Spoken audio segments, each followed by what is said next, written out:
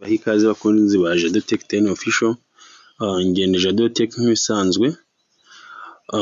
Aka kanya tugiye kureba kuri update ya Satoshi ivuga kuri OX, kuri wa mining OX.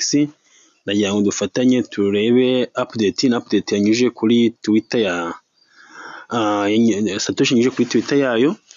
Akaba ari update ireba abantu bose ba mininze OX. Ndakwibutsa gukora subscribe, like, share na comment kuri iyi video nimba wayikunze, kandi subscribe yawe ni ingenzi kudufasha ukadutera inkunga, ni iby'agaciro gakomeye. Tudatinze reka tujye kuri X cyangwa se kuri Twitter. X yahoze ari yitwa Twitter, yiswe X.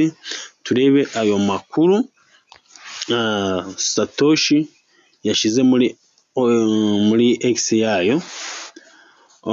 Reka twihute cyane tujye hano kuri notification turebe ayo makuru. Ni amakuru ashyushye wowe wa mininze OX utakwiye gucikwa, ndetse by'umwihariko wowe utunze application ya Satoshi.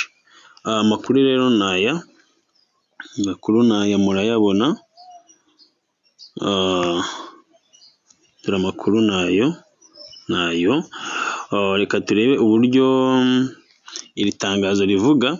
Ni recent post from Satoshi mining update. Nuvuga ngo ni post nshasha yavuye muri Satoshi mining update, aho bavuzemo batubwiye igihe tuzabikuriza. Kuba bizi twari twiteze ko OX tuyibikuza muri iki cyumweru, ndetse muri izi tariki 5-6 gutyo z'ukwezi kwa gatandatu, ariko kugeza ubu bavuze ngo good news. Katubisome: OX listing completing in coming weeks. Nuvuga ngo igiye kura OX bagiye kuyicompletinga cyangwa se bagiye kuyilistinga muri byumweru biza, aho bavuze ngo dutegereze byibura iminsi 10. Mu minsi 10 turaba tugiye tubikuje cyangwa se turi kurya, turi kugurisha amafaranga coin za OX mu madolari.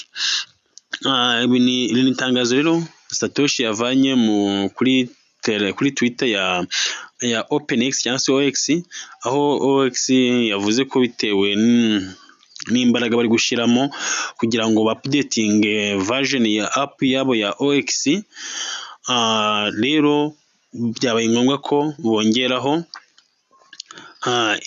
indi minsi kugira ngo muri ibi byumweru biza bafokasinge mu kulistinga iyi OX kuri exchange zitandukanye.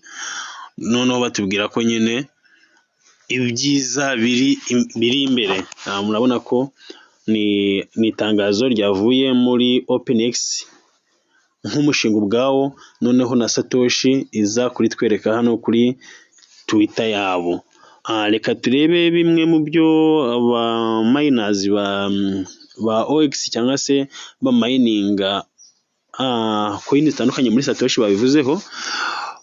Hari uwavuze ko atishimye ngo how many times has the OX team made promises and promises. Ngo ni igihe kingana iki equipe cyangwa se abahagarariye cyangwa se abashinzwe OX bazagumye baduha amapromese cyangwa se amasezerano, and now they promise again. Ngo badusezeranya n'ubu bacyadusezeranya icyumweru, ariko baba ari icyumweru akaba ari iminsi 10. It is certain that OX is really just real scam.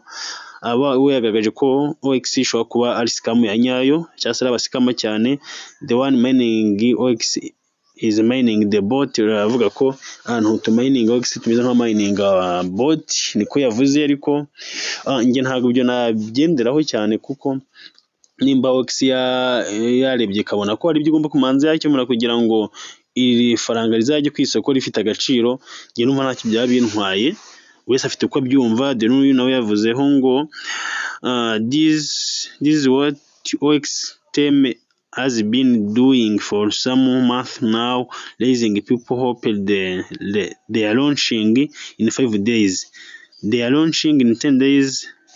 All has been a game from OX team. This is not okay from you people. you can launch whenever you want but stop raising people hope. Nuvuga ngo bavuze ngo bareke kugumya kuzamurira abantu icyizere, kuzamura icyizere cy'abantu, ntabwo ibintu ari byiza. Nimba bashaka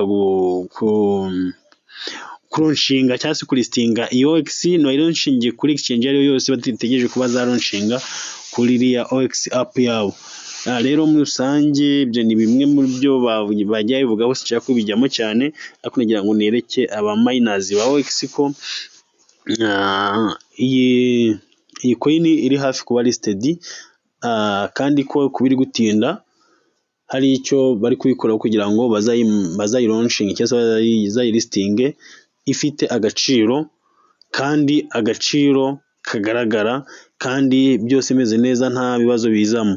Saba rero ndabakunda cyane, mwe na Jado Tech, iyi ni Jado Tech 10 official, ndabakunda cyane. Wibuke gukora subscribe, like, share and comment, udige igitekerezo kugira ngo nabyo tumenye icyo twashyiramo imbaraga cyangwa icyo twahindura. Nimba ari na topic ubona twakubwiraho nayo wayitubwiraho.